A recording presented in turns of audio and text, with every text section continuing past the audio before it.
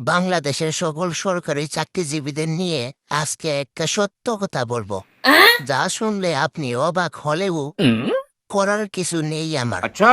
সত্য কথা আমাকে বলতেই হবে। বলেন কি? দুর্ভাগ্যবশত যদি আপনি ওদেরকে বিয়ে করে ফেলেন, তাহলে মাসের প্রথম 15 দিন ভালো থাকবেন, এই গ্যারান্টি আমি দিচ্ছি। কিন্তু বাকি 15 দিনের গ্যারান্টি আমি কোনো অবস্থাতে দিতে পারবো না বোন। বলেন কি? কারণ ওরা মাসের প্রথম দিকে কোট, ব্লেজার, চোখে সানগ্লাস, হাতে ঘড়ি, পায়ে শু এইগুলা পরে বাজার করতে যায়।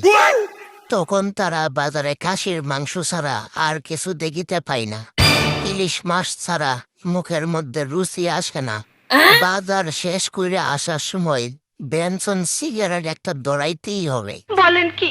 আর বাকি 15 দিন যায় স্বেচ্ছার মতো। পরনে তাকে লুঙ্গি।